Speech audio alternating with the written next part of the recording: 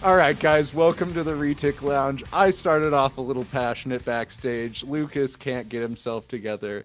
We are ready to look at the the Retic Lounge year in review. Wait, Um, before we get um, started, before we get started, I hope everyone had a phenomenal holiday season. Happy Hanukkah, Kwanzaa, Merry Christmas, any holiday that you celebrate in this time. Just wanted to throw that out there. Stop shaking your you're head, o- Nathan. you're only saying this because I said the Hanukkah prayer to you before we started this episode, and you felt obligated to include us all. I thank you, Lucas. We appreciate it, but let's get on to some retic talk. Fine, fine. Um, Happy like holidays, guys. like Nathan said, we're going to be giving you a year review of what we have done here at the Retic Lounge. At the end of the episode, or maybe halfway through, we'll be talking about some of the highlights that we just want to mention about like big Retic community advancements that were made. But for the most part, we just kind of want to talk about everything that we've done and what we want to do in the upcoming 2023 year. Um, Again, thank you so much for your support. If you are listening on YouTube, like, subscribe, comment.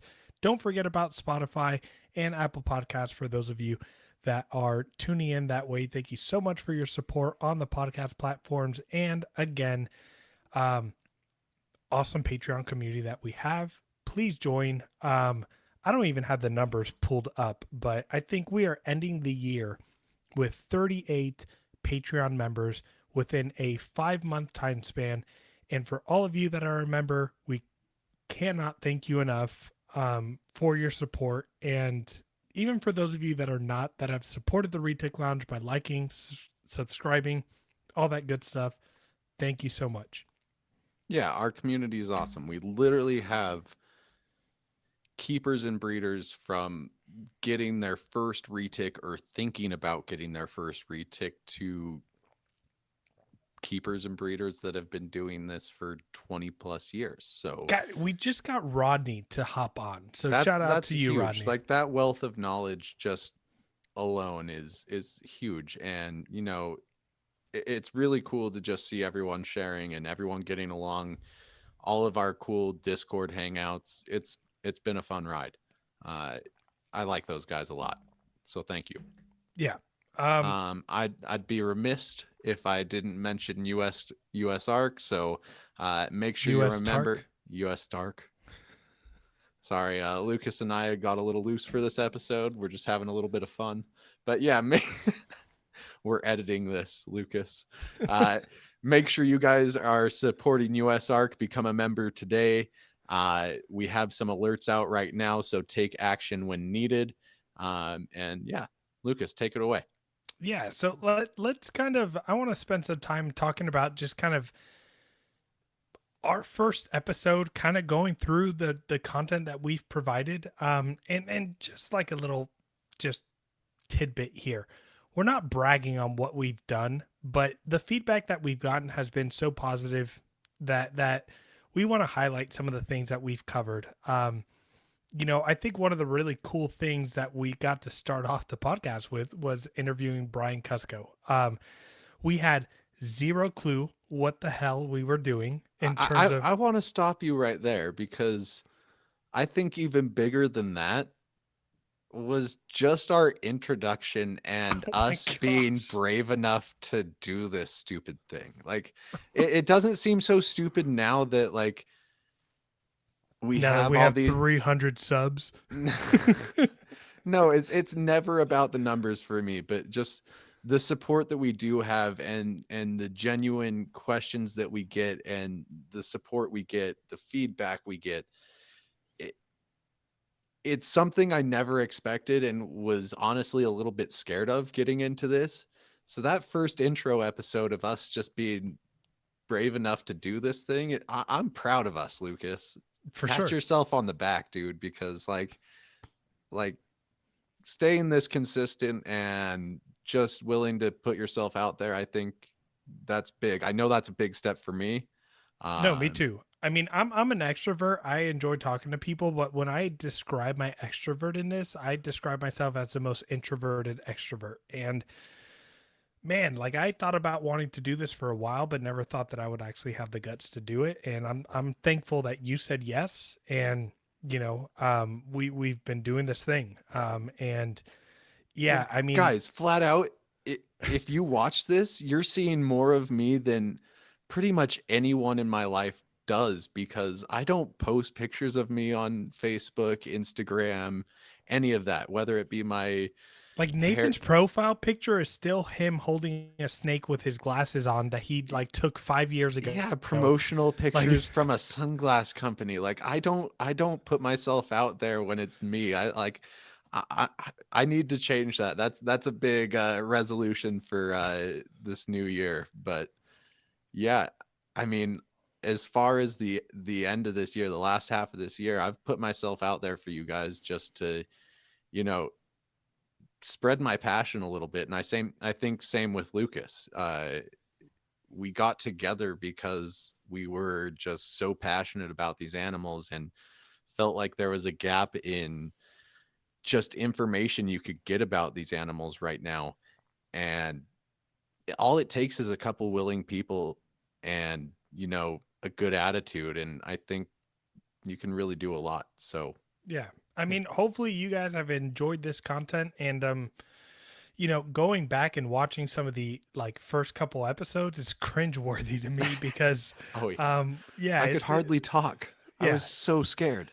But you guys, just the feedback that you guys have provided has been monumental to us feeling more confident to be able to do this. And for those of you that are doing podcasts, video podcasts, like people like MJ and other of you big YouTubers that are out there and doing these things, like to produce content on a weekly basis, it's hard, man. Like, like me and Nathan scramble. Like I'm leaving to Florida tomorrow and we're like, no, we need to record an episode for this Friday. And like, there's probably, I had thoughts of like, it's the holidays, we could skip. And, but no, like, that's not what we are continuing to try to push weekly content for you guys. And for those of you that are doing that, I now see everything that it takes to do that, respect you guys so much more, because it is a lot of work. And, yeah, and I mean the growth just over the last 5 months that we've been doing this has been cool to just go back through the episodes, watch, and just even how we record now. Like my editing is minimal compared to before. I used to critique myself and cut and do all this stuff. In the last like handful of episodes, like we're just going in and winging it and having a good time. And so, yeah, that introduction episode was pretty, you know, uh, monumental in terms of really just solidifying, like putting ourselves out there. But um, what was that first interview like for you with Brian? I think a little bit of the same, even though I had talked with Brian for so long, like I knew Brian pretty well besides meeting him face to face. I still like, you put people on a pedestal that you've been watching on YouTube or just been enjoying their content. So I was a little nervous to be completely honest with you. And I can't remember exactly what was going on in my life, but I feel like just the hesitation of starting the podcast, thinking of, you know, are we good enough? Just that imposter syndrome kind of feeling. Um, I think we were both a little hesitant on that first interview, but I think it's great that we had someone like Brian and had Who's him have that yeah, retic out at all episode and like down really to teach earth, people. mellow. Yeah, and just teach people about loving these animals. I don't think that we could have started it a better way. Yeah, and that was kind of the idea that we talked about having him on, just to have someone that would have a voice that they would watch for him, not for us. And then him being able to just have that retake on screen, chilling, vibing with us. Like I felt like at times I was interviewing that retake. It was it was Or pretty it interviewing us. right, exactly. But no, I had a great time with that, Brian, for everything that you've done with encouraging us, the support that you've given us. Can't thank you enough for all of that and the just words of wisdom in terms of being on YouTube, putting ourselves out there. Thank you so much for that. I want to add to that, Brian, just thanks for being that guy in the industry. I know there's huge names out there like Barcheck and, just people with giant followings, but you're one of those people that really draws people into loving these animals on a different level and just really respecting them. So, Brian, just thank you for being a part of this industry and, being a part of Lucas and I's life. Yeah, absolutely. All right. So the next episode after that was Is a Pet Retic Right for You? And I think that was, looking back on it now, I think that was a really good opener. We had a lot of good feedback with that. It's got, views that still climb. And I think that's something that people really, look for because at the end of the day, I don't think retics are cut out for everyone. And we cover that in that episode. That was a pretty fun, even though that was early on. I think that was like the beginning of our chemistry kind of coming together. I looked back at that and remember us recording that, and that was a lot of fun for me. Yeah, me too. And I think that was a great place to start for us solo, just because in my mind, like when I first heard about reticulated pythons, it was something I never imagined myself being able to keep. Um, and through education and experience, I learned that it was the exact thing I wanted to keep. So, Right. it was me trying to give back in that sense of, what I learned getting into it. And I think same for you. I think Yeah. our passions were a little bit different. I learned about them a little bit later in life, and you kind of had your passion instilled already and really measured it out getting into retics. But yeah, I think it's a cool story from both of us. Yeah. Um, and then our next we go into episode 3 now, Husbandry 101. And I look back at that and look at the title, and I'm like, we've had so many husbandry episodes that like Husbandry 101 doesn't sum it up because we really talked about like a few handful of things so that we were still figuring out titles, how to do things. But at the end of the day, um, I think that was another episode where we talked about like, I don't know, what was it? Temperature, humidity, water, like literally water. Like Yeah, give your but retic fresh water. unfortunately, that was a hot topic back then. It was. Um, but yeah, I'm totally struggling to remember all the topics we covered in that episode. All I know for sure is like if you're like just base level trying to get an enclosure ready and get prepped for owning a retic, it's decent information. So I think that was a great little episode we put out there. Yeah, just decent information, Decent. decent. No, I'll let you guys decide. I'm not Right. gonna toot my own Um horn.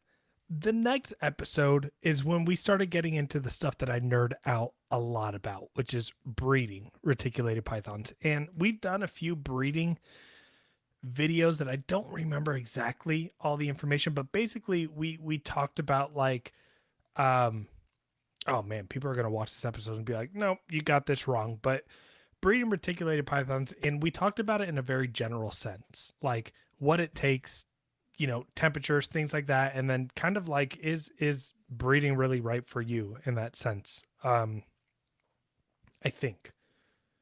Um and that's when I think for me that was a point where we provided like information, and that was like the first podcast we recorded where I like reflected and was like, that was really good. Like that was fun. Like that was good information. And that's when my confidence for me started kind of increasing a little bit because, I come off as like a good speaker and a confident person, but like I do have my shortcomings in the internal dialogue that goes on in my brain about like, like you mentioned before, that imposter syndrome. And that was the first episode for me with feedback that we got from people, that we hit topics that people messaged us with feedback that I Mm-hmm. was like, all right, like we're on the right track. Yeah. Yeah. I think it's really cool, especially when we just put out an episode, someone watches all the way through. Getting those messages is kind of the coolest part about all of this. Right. Right. Um yeah, so moving on, we're going to target training with our boy Duran. Uh one of our, I think, most fun episodes. Yeah. I mean, we haven't had any visual displays like Duran has put on for an episode before. Right. Um, I thought it was really cool that he was able to demonstrate that target training, like real life action, to give people a sense that retics can be targeted training or can be target trained. And I mean, listen, if you've heard anything about reticulated pythons and you've done a tiny bit of research, even a tiny bit, you've heard that these snakes are some of the most intelligent of any snake or python species. And this episode demonstrates it more than anything.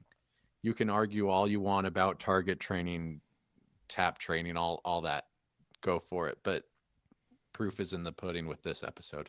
yeah, for those of you that are still stubborn in your ways, that have been breeding for 10 years and think that retics can't be target trained, I just encourage a little bit of open mindedness. Watch that episode and kind of see it from young retics. And again, disclaimer, target training is great. I don't recommend that if you target train, you put your hand in a 15-foot retics enclosure because it's target trained. Like, still use your brain. Well, and if you really watch our episode, Duran uses that caveat. Is he going to try this when his Right. females are full grown? And he even said himself, probably not. But you know, it's cool, especially while they're growing up. And I think it establishes a great routine with your animals, and it gives them expectations to live up to. So I think the technique is decent, especially when dealing with animals that have a food response like reticulated pythons. So,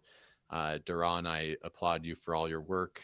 I keep saying I need to try to start implementing target training, and for one snake, I think I might. So, uh, New Year's I just don't. resolutions right there.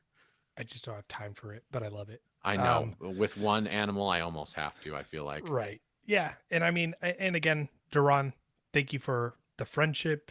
Thank you for the camaraderie, the talk, the phone calls, the texting, the group chat that we're all in. Thanks for Um, showing up in Long Beach, letting me cut your hair last minute for a hair show. Like, yeah. come on. This snake industry is better than most other industries. So, just the Yeah. people I've No, met I are couldn't great. I couldn't agree more. All right, let's move on to the next episode. This episode was enclosure talk. My phone turned off, so I don't have it. Yeah, enclosure talk. So Yeah. yeah, enclosure talk. Fun episode to record because we talked about what me and Nathan discussed, like ideal enclosure size for super dwarf and dwarf retics, also like mainland retics. Starting off retics, are tubs okay? Things like that. Um, and yeah, I think it was good information that we put out because there's a lot of shame in people that there's still the information of starting off in tubs is like a no-go. Like, people are like, no, you have to start big. We kind of discussed a lot of the ins and outs of that, how we started, um and what we think is appropriate, and again, just experiential information that's worked for us that we decided to share with everyone. Yeah. I think you summed that one up pretty well. I think that kind of goes into our second husbandry episode, probably. So, you Kind of. know, yeah, not husbandry uh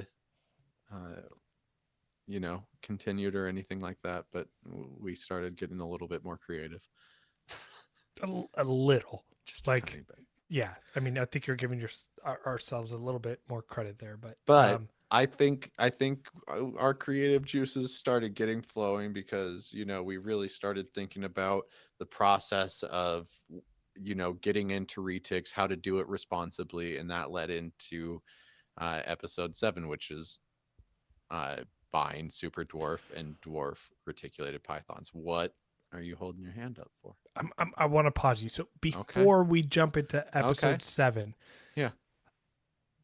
we I want to hear from you guys in the comments below. So we are going through a bunch of topics, but we are an experiential podcast with keeping reticulated pythons. And let me tell you, when it comes to coming up with new ideas and content, um, at some point, me and Nathan are going to run out. That's when we're going to look to you guys in the community to help us with the direction that we should go or topics that we need to discuss, different segments, different things that we need to do. And so drop in the comments below if there's any ideas that we don't cover within this episode. Let us know. Give us that feedback that we want from you guys, because ultimately this is not a YouTube channel that is self-motivated. Like, I mean, yes, we're self-motivated to continue to bring content, but like Mm-hmm. we want to create content that you guys are going to find of use. So drop in the comments what you guys think is going to be other good ideas that we should do. But Nathan, jump into episode 7. So, like I was saying, bind super dwarf and dwarf reticulated pythons. Um, One thing I think Lucas and myself have seen quite a bit. This is I'm listening, but this is like this episode stands out to me for a specific reason. Okay. Well, there's a couple reasons that this episode stands out to me.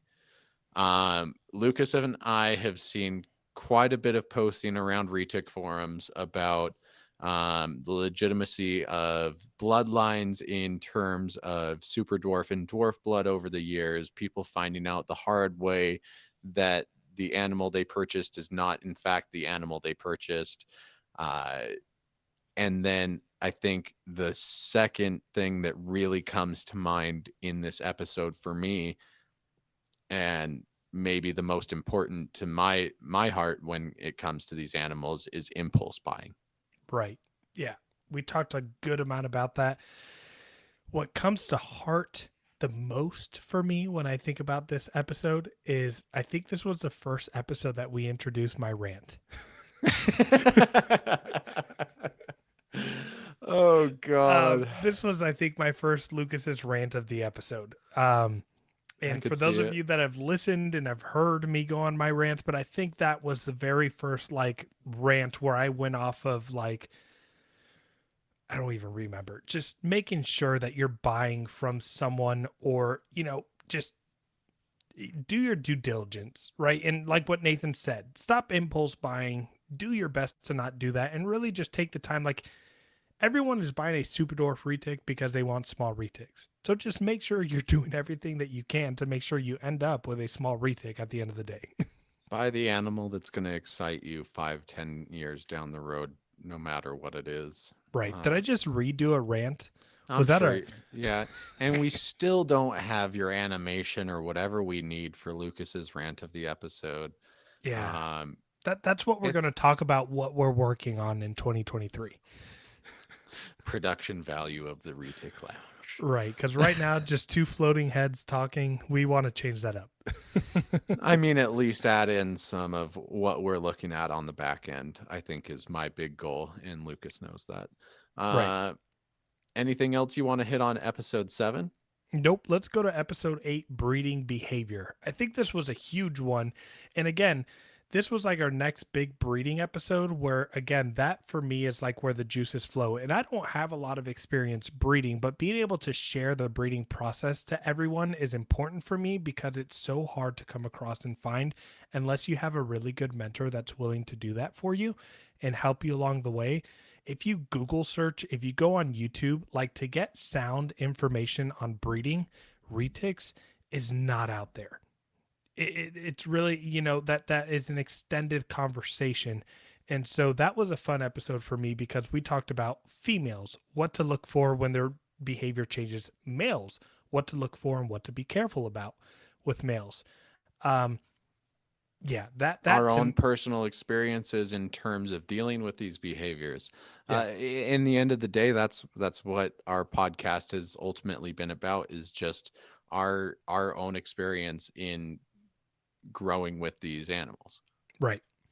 And that was for me, I think anytime we do a breeding episode, it lights up that dopamine in my brain. I get really excited for it, and I can ramble and ramble and ramble about it, even though I've only been doing it for a few years. Well, and that's what's exciting about it for us. And Yeah. there's there's nothing like that high of getting your first clutch of eggs or your first baby pipping. You really can't sum up that feeling. If you've done cocaine, then you know what it feels I like. have not done But cocaine, but I have um, hatched out retics, and so there god you go. damn, it feels good. That was great. That was good. Okay, so the next episode. I mean, man, what an awesome experience, at least for me. We did an The man who interview. started it all for me. Right. We did our first locality talk segment. And you know what's sad is I look at that and that was 2 months ago. We've been needing to step up on the locality talk. We need to do that on a monthly basis, but getting people around the horn, this is just kind of me being vulnerable for a second. It's hard to align schedules with people, that live in different time zones in order to do these locality talks. Little sneak peek, we're trying to get Garrett on for some locality talks in terms of the rare species that or locality he's been able to breed, but we're trying to work out the scheduling details. But doing this with Eric Lee, what I love the most about this episode, guys, if I could recommend any episode that you go back and you watch on, it's this one with Eric Lee, because in my personal opinion, we somehow extracted more history on Eric Lee's breeding and keeping than any other podcast has been able to get out of him. I feel like I felt like I knew Eric pretty well for not meeting him in person and talking to him a bunch, but when we did that interview with him, um, I learned so much about his experience with Retic. Like when he told me he had wild caught animals in the 90s, I was like, wait, what? Yeah. And his experiences, like he talked a bunch about just learning experiences with these animals.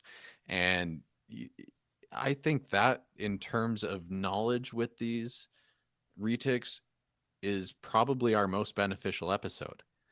I wouldn't be surprised as if we grow, that becomes one of our most watched and rewatched episodes, just in terms of knowledge shared. Um, Eric's just a great guy, has a lot of great animals, is really humble and just doing what he loves. So I can't thank Eric enough. He got me started in Super Dwarf Retics, got me started with some of the best bloodlines out there. I still have friends that come over and are shocked at how small and good my females look. So, Hi, Theron. what's up, Theron? But yeah, I just really can't thank Eric enough. He's been a great mentor when I need him. Even though I try not to bug people as much as possible. I He's bugged always the answered. shit out of him.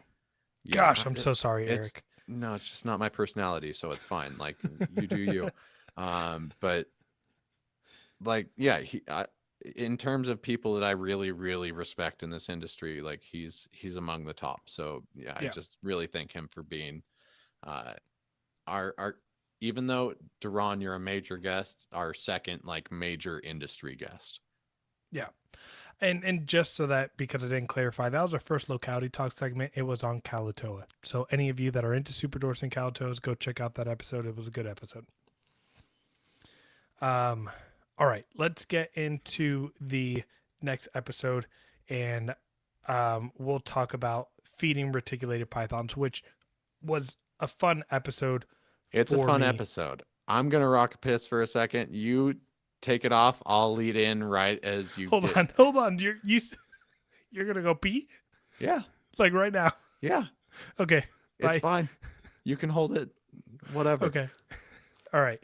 Let's talk about the feeding reticulated. I don't know what to do with my hands right now.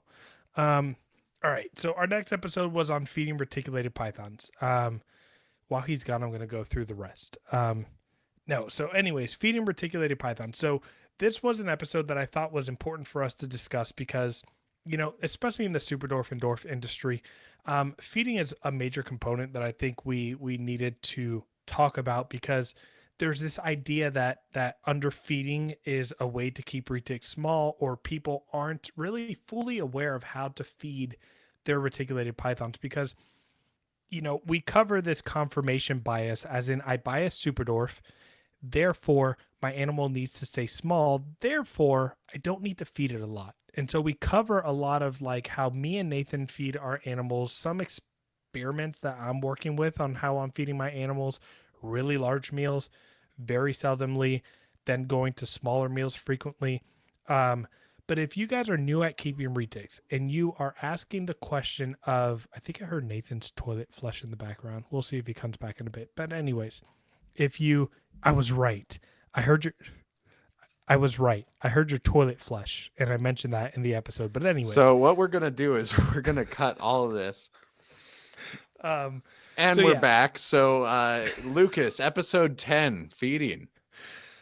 you're late to the party. So for those of you that are new at keeping, watch that episode. We kind of give our opinions and our experiences with how we feed our reticulated pythons, especially our super dwarf and dwarf, because we don't want fat, obese animals, but we also don't want to maintenance feed just to intentionally keep them small. Nathan, let's talk about the very next episode. And actually, hold on. So the next episode is episode 11. So we just went through the 10th episode, and this is the 20th episode. Let's take a break from this pattern, and let's take a moment to talk about some of the things that we were really excited for in the industry in 2022. We're probably missing a bunch of big things that happened. So for those of you listening and you're like, oh, they didn't mention this and that, like, drop that in the comments. Do that. We wrote a list of like 5 or 6 things that we were really stoked and excited for when it came to advancements in the reticulated python community here in the US. So Nathan, start us off on maybe one of the ones that you want to mention. Okay. So the thing that excites me the most, gets my blood going, is going to be the Orange Glow Sun Tiger Anthrax clutch that Jake from JK Reptiles hatched out. Um, if anyone has talked to me a bit about what I look forward to in the super dwarf industry in the future, uh, anthrax is among the top of the list. And Yeah. some of those animals, I mean, man, are just top notch. Yeah.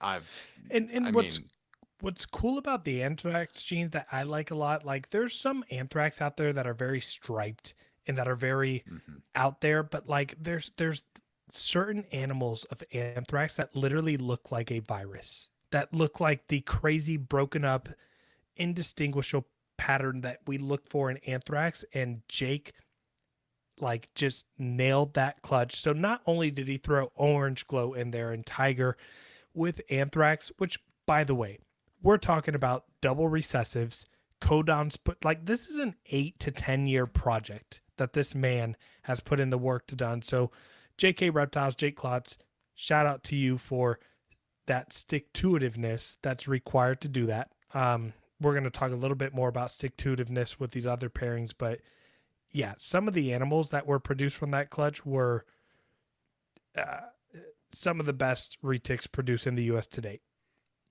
In the world today, Yeah. if you ask me. All right, take us off on the next one, maybe. I'm a nerd about localities. You know Yep. that. Everyone Yep. knows that. That knows me.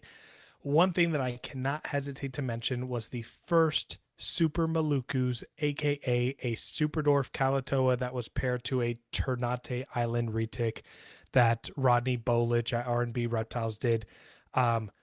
What was really awesome about that pairing was to see how strong the Ternate influence still took over, Yep. right? So what was cool It about was that the pairing, perfect mesh, though, because you get the chaotic pattern with the great color.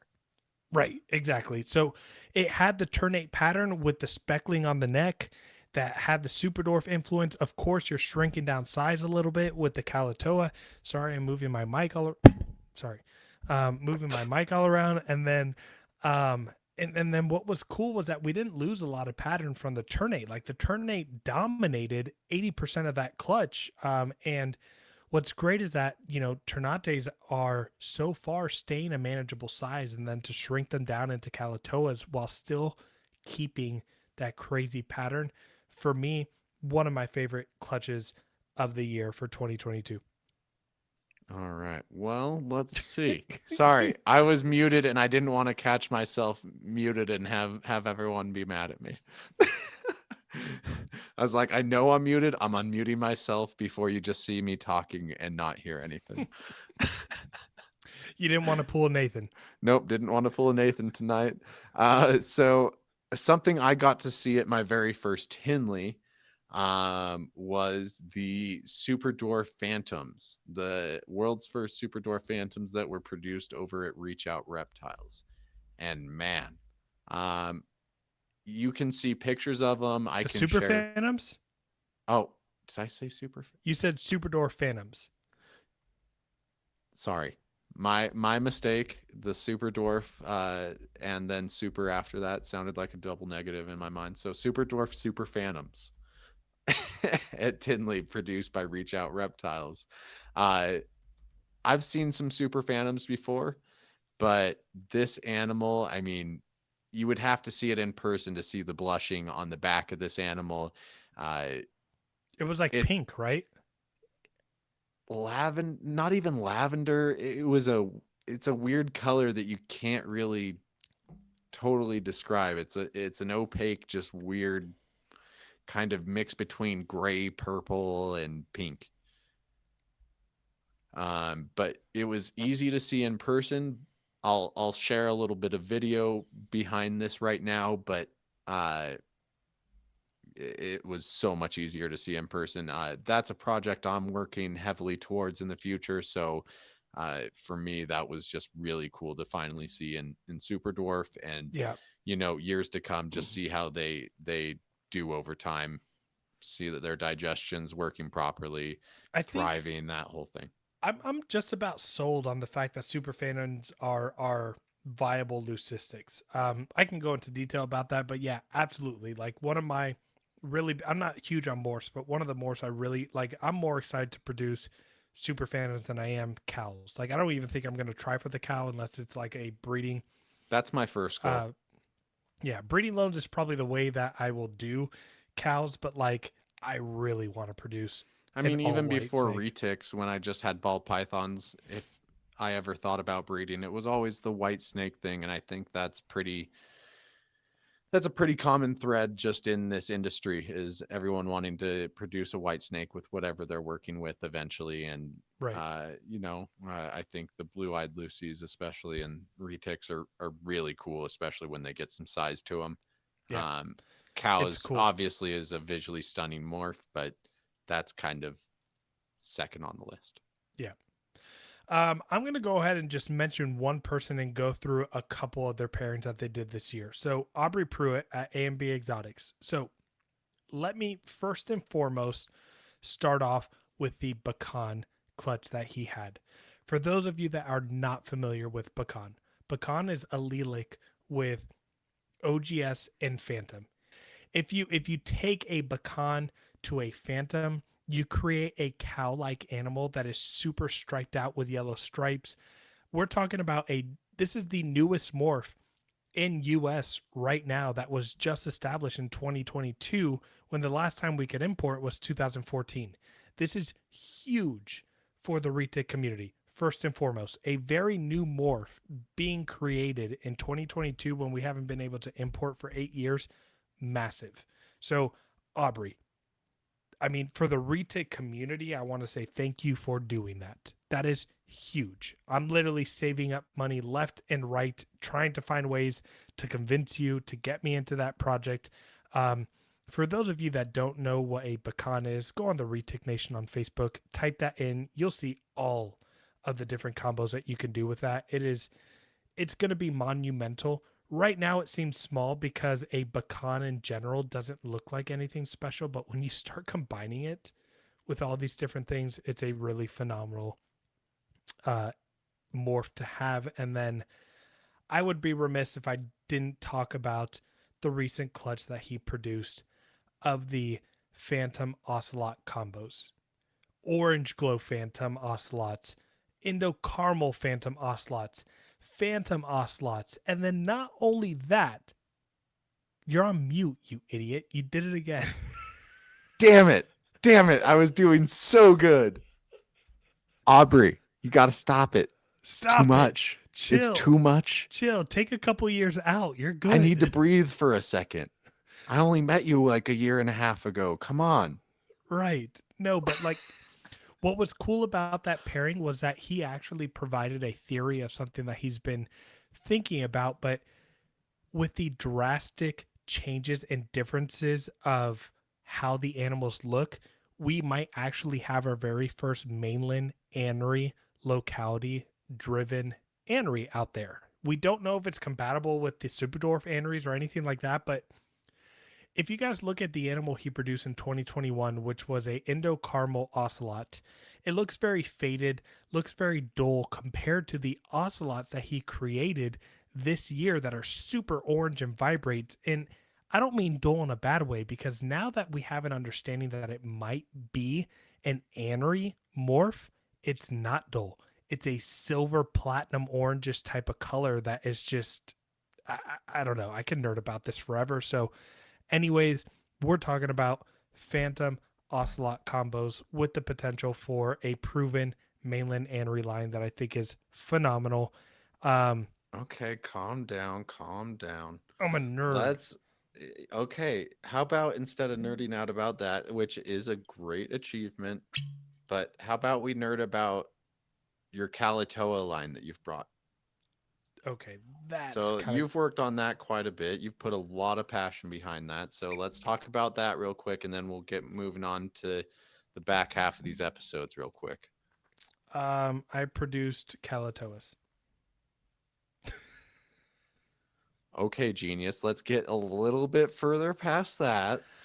Okay, so new line of Kalatoas. The female that I used was a wild caught. The male that I used was wild caught. The female has never produced offspring for anybody else in the US, so I produced a new line of Kalatoa, a new bloodline that I can say regretfully in a way that won't be produced again. So for those of you that bought an animal from that clutch, you have a one and only bloodline that won't be producible again from wild caught animals that haven't been done before. But yeah, I mean, I would,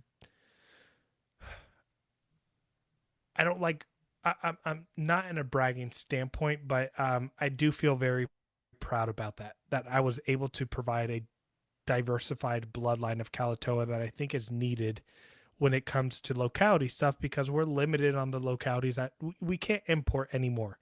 So to produce a new bloodline of Kalatoa in 2022 when we stopped importing in 2014 for me was something that and on top of that was the first clutch I ever produced with wild caught animals. So I am proud of myself. I am going to take a moment to brag, pat myself on the back. I'm happy about that. For those of you that think I'm being arrogant, I don't care. But I think it's a good way of just diversifying bloodlines of Kalatoa. I appreciate you for mentioning that. Yeah, man. No worries. So we've kind of gone through the building of the Retic Lounge. We've kind of hit some projects that we're excited about and just achievements through the year that really got us going.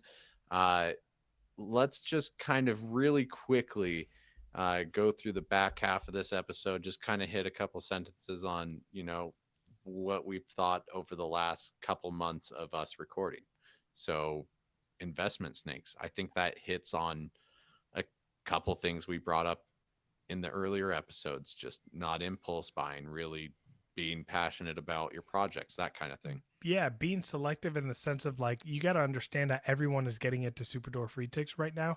Even the mainland guys that have been doing this for 20 years are dropping big money on Super Dwarf Retics. So like find your passion of what you want to do and run with that, and don't just impulse buy Super Dwarfs. Like be very specific. We talked about some of our favorite investments. That was a fun episode. Yeah. And just knowing that these animals, in the end of the day, deserve more than just you investing into the future of what they can produce for you monetarily. Um, Love them. Pet them on the head. Give them boops on the snoots. yeah, appreciate that they're in your home.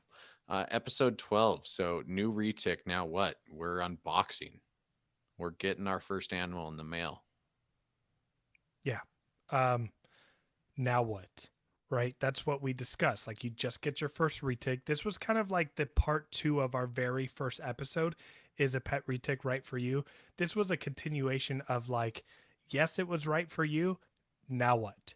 So for And those it's of you, it's a lot of elementary information, but a lot of stuff that we've seen over the years that have just gone wrong with people impulse buying animals and not being totally prepared for them. yeah, I go on a good rant on that episode. Yeah. Um, then we talk about pushing. And man, is that an episode that I think every retake owner ever in the world needs to watch. If you've been doing this for 20 years and your ego's big, don't watch it. You don't need to. But for those of you that are new into retakes, which is what this community is for, um, watch that episode. We talk about pushing, what causes pushing, how to solve pushing, how to problem solve it, all those different things that can help guide you through that journey of when your retake inevitably pushes. Because, in my opinion, your retake's going to push at some point. And not to say every retic's going to push, but I have just certain individuals that like to do it more than others. So yeah, it's just good information for you to try to combat it and get an idea of why that behavior is happening. Yeah, Um, the man, the we've already man. talked about him a little bit, but episode 14 with Jake Klotz. Yeah, man. Jake Klotz is someone that like was under my radar that became a very bright light in my radar when I started getting more involved in to the Facebook groups and everything. But um, I don't know. Like I like for me, Jake Klotz is a I don't know. We think of big names in the industry and like really big names in the industry, and like Jake Klotz, like he's not up there. There's never gonna be a Kevin McCurley. There's never gonna be another Jay Brewer. There's never gonna be another I don't know, Brian Barczyk. But like in terms I of don't know like that just that's totally fair to say, but no, and what I mean by that is that these guys were monumental in shaping what the retail community became. They were monumental in bringing these animals in, okay. breeding them, like Bob Clark's. Right? There's no way we're gonna have other people that were like that because these people were around since the importation of retics. But Jake Klotz is someone who like has gained my respect that I not even gained, but like that I just respect and love in this community. Such a family guy, was such a great interview. Um, I had a lot of fun doing that interview and just someone that like I don't know. I feel like I can get a drink with him and talk to him for hours, retics or not. Like he's just someone that I respect as a family guy, as a dad, as a Yeah. husband, as a retic breeder, whatever you want. I aspire to be like Jake in many ways besides just the way he is kept and bred these animals over the years. Just a great guy all around. So Yeah, Jake, we appreciate you tremendously. yeah, absolutely. Best substrate. I'm not gonna lie. Hindsight, looking back, we should have done more preparation on that episode. Um, but we winged it. We talked about a bunch of different substrates that we knew about that we didn't know about. And this is an experience-based podcast, so in the end of the day, we're talking about the stuff that we've been using. We tried to delve into the stuff that we know is popular in the hobby and try to Right, offer our insight. right. Um, that next episode with Blake Stewart, which, by the way, starting in the year 2023, Blake Stewart with SD, um, with This is a TRL exclusive. this is a TRL exclude. So with Stewart Design, he is our very first sponsorship. So Blake, thank you so much. Next episode, we're going to be rolling out the sponsorship. Want to thank you so much for that. the opportunity that you provide us with being able to get inside of your head in the marketing and branding aspect of things really, I think, is such an undervalued aspect of being a breeder in reticulated pythons that if you want to breed and be successful in doing this, watch that episode because I promise just because you buy a $10,000 animal to pair with an $8,000 animal doesn't mean you're going to make money. I can promise you that. My rant of the episode. That was a short rant. Thank you, Lucas. All right. No, Blake, we appreciate your support tremendously. I mean, just all around great information in that episode. It gets you thinking about your business in ways that a lot of people in this industry really just genuinely don't think about ever. Um, so beyond retics, everyone in the reptile hobby, even if you're just looking to start branding your business, whether it be a massage parlor or a 7-Eleven or whatever you end up going into business doing, you can definitely use a little bit of that information from that episode. So, episode 17, getting into another breeding episode, introductions. I think Yeah. we kind of got into that just based off time of the year. We'd both done some introductions, had some breeding action, wanted to get more into that behavior we see from our males and females during this time of the year. Yeah, like Um, when's the right time to do an introduction? Should your female be off of food completely? Should it not? Should it slow down in feeding? We provided a lot of, again, just another breeding segment that like I felt very awesome after the recording of that episode. It was a lot of fun. I'm talking with my hands a lot, so when sorry. don't you? You see a lot of movement. I'm dancing on camera. But yeah, so I like that video. If you guys are getting into breeding and you have a female that's of age, you have a male that's of age, watch this video.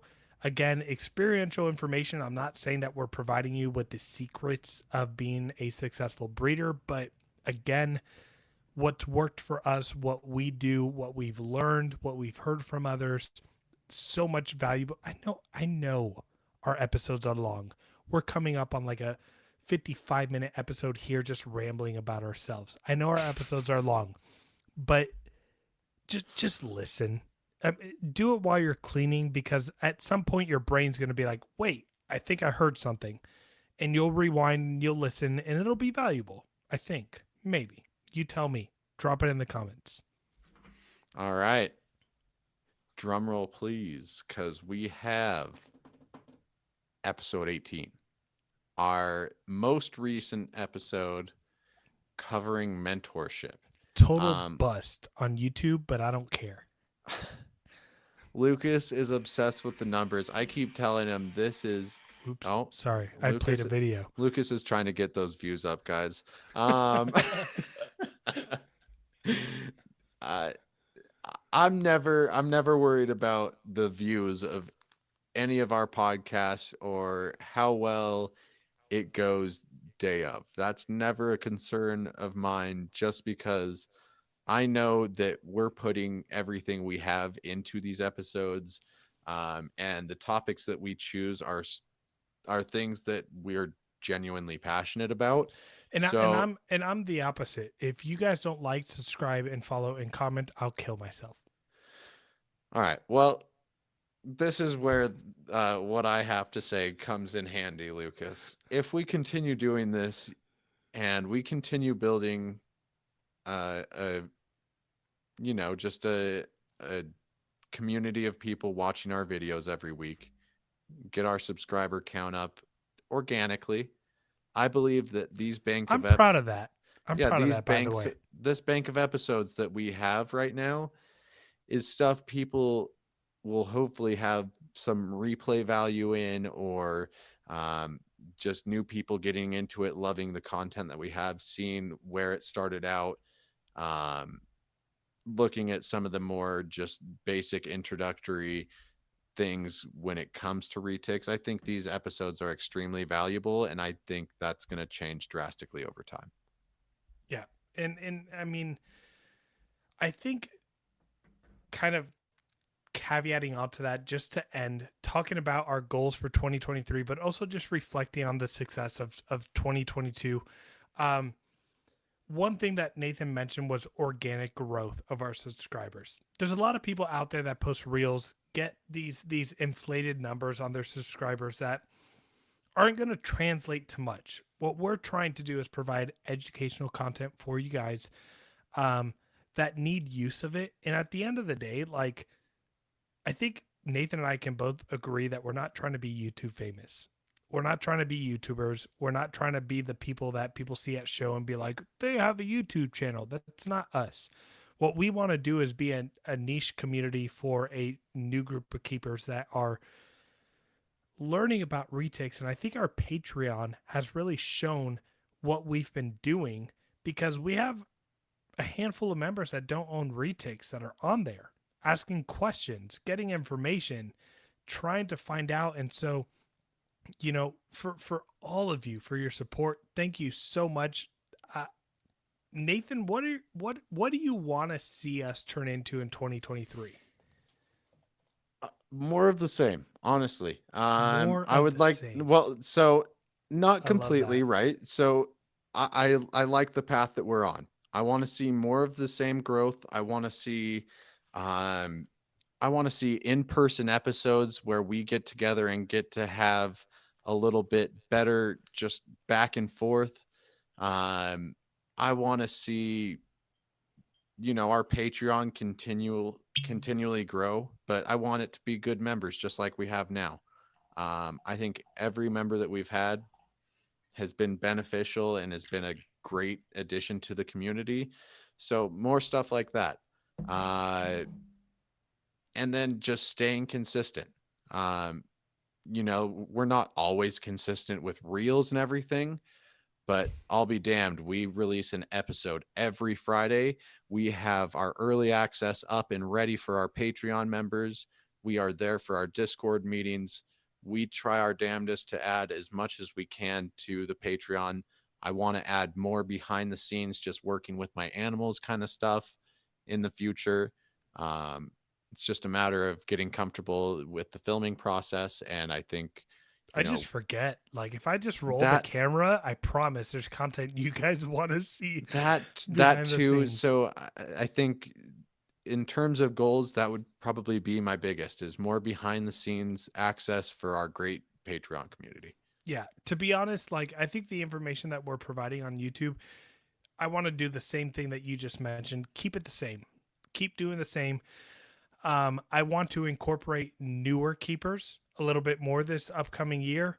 Give people the spotlight to talk about what it's like keeping retakes for the first time.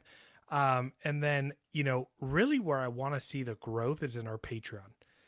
I cannot express the amount of like just heartfelt like gratitude that I have for you guys. And I am going to work very hard to make sure that you guys, even if you're even if it's $5 a month that you guys are subscribed to, like every penny, every 500 pennies that you are donating to us, I want to make sure that you get back. That's a cup um of coffee you're not getting one day of that month. right, and I mean I need my cup of coffee, so Exactly. um yeah. So Nathan, I'm excited for 2023, excited for how this is going to look. We're going to jump into an interview for our first episode for 2023. I'm excited for that. It's going to be of a Patreon member, a new retake keeper. And I'm just, yeah, man, I'm thankful for you for saying yes to this crazy idea. Um, Still and shocked I said yes. yeah, Yeah. happy New Year's. And yeah, I love you. Thank you so much for doing this with me and for making this what it is. Love you too, man. Yeah. Everyone just have a great, happy, healthy, prosperous new year.